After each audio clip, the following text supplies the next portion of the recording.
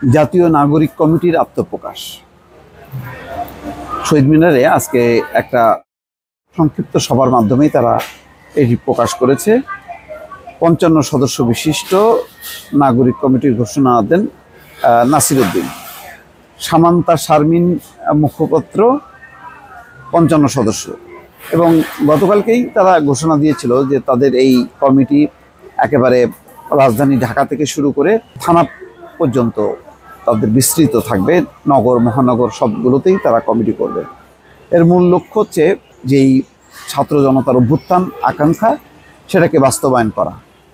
বলা হচ্ছে ছাত্র জনতার অভ্যুত্থানের আকাঙ্ক্ষা ধারণ করে জনগণকে ঐক্যবদ্ধ করে রাষ্ট্রের সংস্কার ও পুনর্গঠনের লক্ষ্য নিয়ে আত্মপ্রকাশ করেছে জাতীয় নাগরিক কমিটি।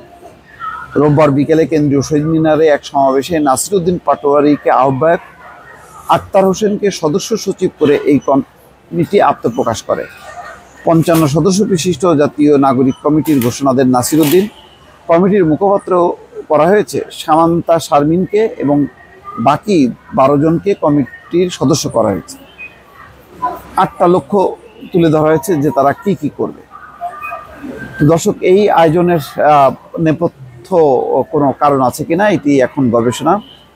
অনেকে মনে করেন যে আগামীতে এই নাগরিক কমিটি একটা রাজনৈতিক দল হিসেবে সামনে চলে আসতে পারে। এখানে বৈষম্য বিরোধী ছাত্র আন্দোলনের যারা উপদেষ্টা আছেন এবং এর বাইরে যারা সমন্বয়ক আছেন তাদের একটি সমর্থন আছে এবং তারা হয়তো এটি অর্গানাইজ করেছে। ওই যে বলা হচ্ছে আজকে ডক্টর মোহাম্মদ ইউনূস যেটি বলেছে যে বিপ্লবের এই ছাত্র জনতার যে বিপ্লবের আকাঙ্ক্ষা সেই আকাঙ্ক্ষা বাস্তবায়ন করতে হবে। ফলে তাদেরকে চুপ থাকা চলবে না এবং তাদেরকে এই রাস্তা থেকে সরে গেলে হবে না। তো ধারণা করা হচ্ছে যে আগামী দিনে যেই রাজনীতির মাঠ এবং নির্বাচন, সেই নির্বাচনে প্রচলিত যে রাজনৈতিক দলগুলো আছে তার বাইরেও নতুন একটি দলের আত্মপ্রকাশ ঘটতে পারে এবং ছাত্রদের আকাঙ্ক্ষাটা ধারণ করেই তারা চলবে।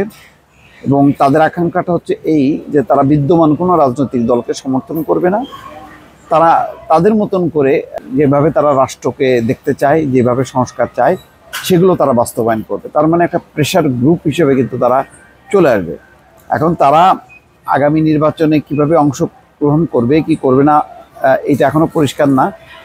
এটা নিয়ে নিশ্চয়ই একটা গবেষণা চলছে এবং ইন্টারিম গভর্নমেন্ট অর্থাৎ অন্তর্বর্তী সরকার তাদের মেয়াদ যদি প্রলম্বিত হয় তারাও হয়তো এটি গোছাবে। তবে এইটি এমনভাবে সামনে আসবে না যাতে কেউ মনে করতে পারে এটাও একটা রাষ্ট্রের আনুকূল্য পেয়ে একটা দল সংগঠিত করা হচ্ছে। অর্থাৎ কিংস পার্টি এই লেভেলের হবে না। এই ব্যাপারে হয়তো তারা যথেষ্ট পরিমাণ সতর্ক থেকেই এগুবে। তবে কি হবে জাতীয় নাগরিক কমিটি এটা বোঝা যাচ্ছে না। যাদের নাম এখন পর্যন্ত এসছে তারা কিন্তু সবাই অপরিচিত, মানে পাবলিকলি তারা নোন না। যেমন বৈষম্য বিরোধী ছাত্র আন্দোলনের যাদের নাম আমরা এখন সবসময় উচ্চারণ করছি, নাহিদ ইসলাম, আসিফ মাহমুদ, তারপরে বাকি যারা আছে সবাই কিন্তু, সার্জিস আলম, কেউ কিন্তু আগে পরিচিত ছিল না। গত ২-৩ মাসই তারা পরিচিতি পেয়েছে, এই মূলত জুলাই মাস থেকে। তো এখন দেখা যাক এই নাগরিক কমিটি আসলে কোন দিকে রূপান্তর ঘটে, তারা নিজেরাই একটা বিকল্প রাজনৈতিক শক্তি হয়ে দাঁড়ায় কিনা। তো আপাতত ৮টা তাদের লক্ষ্য।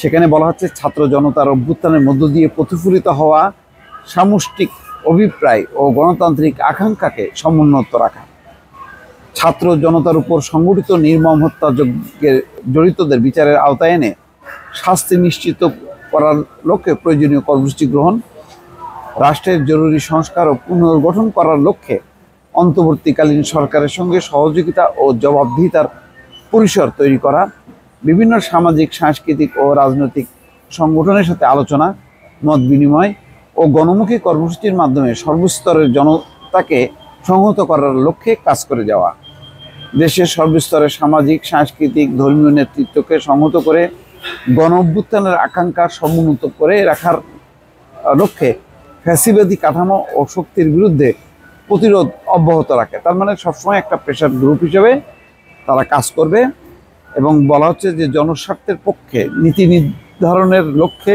বিভিন্ন শ্রেণী পেশার মানুষ প্রবাসী বাংলাদেশিদের সঙ্গে বিষয়ভিত্তিক সংলাপের আয়োজন করা। 7 নম্বর হচ্ছে রাষ্ট্রীয় প্রতিষ্ঠানসমূহ পুনর্গঠনের লক্ষ্যে প্রয়োজনীয় নীতি নির্ধারণী প্রস্তাব তৈরি ও সেটা বাস্তবায়নে প্রয়োজনীয় রাজনৈতিক পদক্ষেপ গ্রহণ করা। গণপরিষদ গঠন করে গণভোটের মাধ্যমে নতুন গণতান্ত্রিক সংবিধান তৈরির জন্য গণ আলোচনার আয়োজন করা। বেশ, তাদের যে ক্যানভাসটা অনেক বড়, সেই ক্যানভাসে তারা কতখানি সফল হবে, নিশ্চয়ই যখন নাকি তারা তাদের যদি পরিকল্পিতভাবে তারা এগুতে থাকে, তাহলে নিঃসন্দেহে এক ধরনের রাজনৈতিক শূন্যতা আছে। যেহেতু আওয়ামী লীগ নিজে নিজেই বিলুপ্ত হয়েছে, ফলে একটা গ্যাপ আছে। আর বাংলাদেশের বহু মানুষ সাম্প্রতিক আন্দোলনের অভিজ্ঞতার প্রেক্ষিতে মনে করে যে আওয়ামী লীগ বিএনপির বাইরে একটা বিকল্প শক্তি থাকা দরকার, যারা নিরপেক্ষভাবে এবং সত্যিকারভাবে যারা দুর্নীতি সন্ত্রাসের বাইরে গিয়ে মানুষের কল্যাণে কাজ করবে।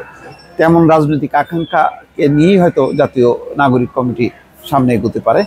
দর্শক, নিশ্চয়ই সেটি আমরা লক্ষ্য রাখবো। ভালো থাকবেন। আল্লাহ হাফেজ।